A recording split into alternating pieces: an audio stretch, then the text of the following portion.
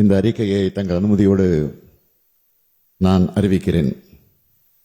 தமிழ்நாட்டு மீனவர்கள் இலங்கை கடற்படையினரால் தொடர்ந்து கைது செய்யப்படுவதை தடுக்க கடந்த 2/4/2025 அன்று தமிழ்நாடு சட்டமன்றத்தில் மீனவர்கள் பிரச்சனை குறித்து ஒரு தீர்மானத்தை நிறைவேற்றினோம். அப்பிரச்சனைக்கு ஒரு நிரந்தர தீர்வு காண்பதற்காக அந்த தீர்மானம் நிறைவேற்றப்பட்டது. கச்சத்தீவை மீட்க வேண்டும் என்றும் இலங்கை சிறையில் வாடும் நம் மீனவர்கள் நம் அனைவரையும் விடுதலை செய்ய வேண்டும் என்றும் இலங்கை கடற்படை கைப்பற்றியுள்ள படகுகளை திருப்பித் தர வேண்டும் என்றும் அதில் வலியுறுத்தியிருந்தோம். இலங்கை சென்றிருந்த மாண்புமிகு இந்திய பிரதமர் அவர்கள் இது குறித்து இலங்கை அரசிடம் பேசி நடவடிக்கை எடுக்க வேண்டும் என்றும் அதிலே குறிப்பிட்டிருந்தோம். அந்த தீர்மானத்தை மாண்புமிகு இந்திய பிரதமர் அவர்களுக்கு உடனடியாக அனுப்பியும் வைத்திருந்தோம். இந்த நிலையில் மாண்புமிகு இந்திய பிரதமர் அவர்கள் இலங்கை சென்றிருந்தார். அப்போது மீனவர் விடுதலை மற்றும் கச்சத்தீவு குறித்து பெரிய அளவிலான முன்னெடுப்புகள் எடுக்கப்பட்டதாக தெரியவில்லை. மேலும் சிறையில் வாடும் 97 மீனவர்களும் சிறைபிடிக்கப்பட்டுள்ள படகுகளும் மீட்கப்பட்டு தாயகம் திரும்புவார்கள் என்ற எதிர்பார்ப்பு நிறைவேறாதது நமக்கெல்லாம் மிகுந்த வருத்தத்தையும் ஏமாற்றத்தையும் அளிக்கிறது. தமிழ்நாட்டின் கடலோர மாவட்டங்களைச் சார்ந்த மீனவர்கள் அடிக்கடி அதிக எண்ணிக்கையில் கைது செய்யப்படுவது கடந்த சில மாதங்களாக நம் அனைவரையும் கவலைக்கு உள்ளாக்கி வரக்கூடிய செய்தியாகும். ஒன்றிய அரசும் இந்திய பிரதமரும் நமது கோரிக்கைகளை புறக்கணிக்கிறார்கள் என்று கருத வேண்டியுள்ளது. ஒன்றிய அரசு எப்படி நடந்து கொண்டாலும் நமது மீனவர்களின் வாழ்வாதாரத்தை பாதுகாக்க நாம் தவற மாட்டோம். கழக அரசு அவர்களுக்கு எப்பொழுதும் துணை நிற்கும். மீனவர்களது பொருளாதாரத்தை மேம்படுத்துதல், அவர்களது மீன்பிடி தொழிலுக்கு தேவையான உட்கட்டமைப்பு வசதிகளை ஏற்படுத்தி தருவது போன்ற பல்வேறு புதிய திட்டங்களை வடிவமைத்து செயல்படுத்தி வருகிறோம். மாண்புமிகு பேரவைத் தலைவர் அவர்களே, தமிழ்நாட்டின் கடலோர மாவட்டங்கள், குறிப்பாக மன்னார் வளைகுடா பகுதியில் அமைந்துள்ள ராமநாதபுரம், நாகப்பட்டினம், தூத்துக்குடி, புதுக்கோட்டை, திருவாரூர், தஞ்சாவூர் ஆகிய மாவட்டங்களைச் சார்ந்த மீனவர்கள் இலங்கை கடற்படையினால் கைது நடவடிக்கைகளினால் தொடர்ந்து பாதிக்கப்பட்டு வருகிறார்கள். இப்பகுதிகளைச் சார்ந்த மீனவர்கள் தங்கள் பாரம்பரிய மீன்பிடிப்பு பகுதிகளில் மீன்பிடிப்பிற்கு செல்லும் போது அவர்களுக்கு ஏற்படக்கூடிய இன்னல்களை களைவதற்கு ஒன்றிய அரசிற்கு அழுத்தம் கொடுத்து வந்தாலும் கூட இலங்கை கடற்படையினரால் தொடர்ந்து நமது மீனவர்கள் கைது செய்யப்பட்டு அவருடைய படகுகள் சிறைபிடிக்கப்படுவதும் அந்த படகுகள் நாட்டுடைமை ஆக்கப்படுவதுமான செயல்கள் நம்முடைய தொடர் வலியுறுத்தல்களின் கோரிக்கைகளை மீறி நடைபெற்று வருகிறது. எனவே இப்பிரச்சனைக்கு தீர்வு காணும் முயற்சியின் ஒரு பகுதியாக தமிழ்நாடு அரசு சில முன்னெடுப்புகளை மேற்கொண்டுள்ளது.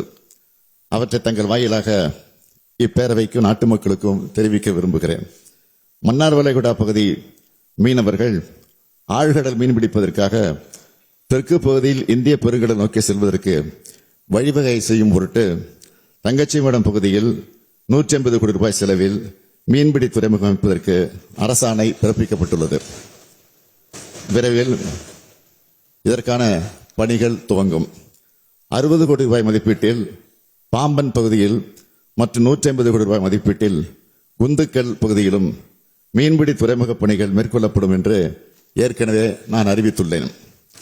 இவற்றை தவிர மன்னார் வளைகுடா பகுதியில் மீனவர்களின் வாழ்வாதாரத்தை உறுதிப்படுத்த சில புதிய வாழ்வாதார திட்டங்களை செயல்படுத்திட பின்வரும் சிறப்பு திட்டங்களை அறிவிக்கிறேன். கடற்பாசி வளர்ப்பு, பதப்படுத்துதல், மதிப்பு கூட்டப்பட்ட பொருட்கள் விற்பனை தொடர்புடைய தொழில்களுக்கு தொழில்நுட்ப பயிற்சியுடன் தேவையான உபகரணங்கள் அளித்து தொழிலில் ஈடுபட சுமார் 7000 பயனாளிகளுக்கு 52 கோடியே 33 லட்சம் ரூபாய் செலவில் சிறப்பு திட்டம் செயல்படுத்தப்படும். கூண்டு முறையில் மீன் மற்றும் சேற்று நண்டு வளர்ப்பு, பதப்படுத்துதல், விற்பனை தொடர்புடைய தொழில்களை மீனவ சமுதாய மக்கள் மேற்கொள்ள 25 கோடியே 82 லட்சம் ரூபாய் செலவில் உபகரணங்கள் வழங்கி தொடர் பணிகளும் மேற்கொள்ளப்படும். மீன்பிடித்துதல், மீன் பதப்படுத்துதல், மீன் உலர்த்தும் தொழில் நுட்பங்கள், தொழில்நுட்ப உபகரணங்களை அளித்தல் மற்றும் பயிற்சிகள் வழங்கி ஊக்குவிக்கும் திட்டம் சுமார் 2500 மீனவ குடும்பங்களை சார்ந்த பயனாளிகளுக்கு 9 கோடியே 90 லட்சம் ரூபாய் செலவில் செயல்படுத்தப்படும். சுமார் 15,300 மீனவர்களுக்கு மீன் மற்றும் மீன் சார்ந்த மதிப்பு கூட்டப்பட்ட பொருட்களை தயார் செய்வதற்கான தொழில்நுட்ப பயிற்சி வழங்க 20 கோடியே 52 லட்சம் ரூபாய் செலவில் திட்டம் செயல்படுத்தப்படும். மீன் வளம் சார்ந்த வாழ்வாதாரமான வலை பின்னுதல், வலை பழுது பார்த்தல், படகு கட்டுமான தொழில், படகு பழுது பார்த்தல், கருவாடு தயாரித்தல், வண்ண மீன் தொட்டியில் தயாரித்தல், படகு ஓட்டுநர் பயிற்சி, கடல் சிப்பி அலங்கார பொருட்கள் தயாரித்தல் ஆகிய தொழில்கள் செய்ய 54 கோடியே 48 லட்சம் ரூபாய் மதிப்பீட்டில் சுமார் 20,100 மீனவர்கள் பயன்பெறக்கூடிய வகையில் திட்டங்கள் செயல்படுத்தப்படும்.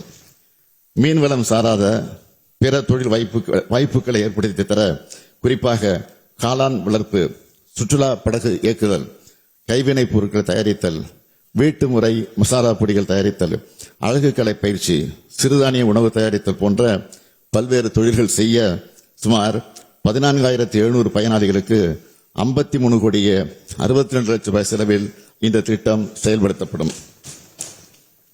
தமிழ்நாடு அரசின் மீன்வளத்துறை, மீனவர் கூட்டுறவு சங்கங்கள், மகளிர் சுய உதவிக்குழுக்கள், தொழிலாளர் நலத்துறை, தமிழ்நாடு மகளிர் மேம்பாட்டுக் கழகம், தமிழ்நாடு திறன் மேம்பாட்டுக் கழகம் போன்ற பல்வேறு அமைப்புகளும் அரசு துறைகளும் இணைந்து இத்திட்டங்களை செயல்படுத்தும்.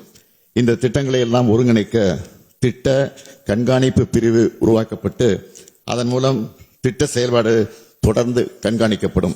நமது மீனவர்களின் வாழ்வாதாரத்தை காத்து மேம்படுத்தும் பொருட்டு இந்திய பெருங்கடலின் ஆழ்கடல் மீன்பிடிப்பு செய்வதற்கு ஏதுவாக ஏற்கனவே அறிவிக்கப்பட்ட மீன்பிடி துறைமுகங்கள் 360 கோடி ரூபாய் செலவில் செயல்படுத்தப்படும். மீனவர்களின் வாழ்வாதாரத்தை மேம்படுத்த 216 கோடியே 73 லட்சம் ரூபாய் செலவிடப்படும். மொத்தம் 576 கோடியே 73 லட்சம் ரூபாய் செலவில் செயல்படுத்தப்படும் இந்த திட்டங்களால்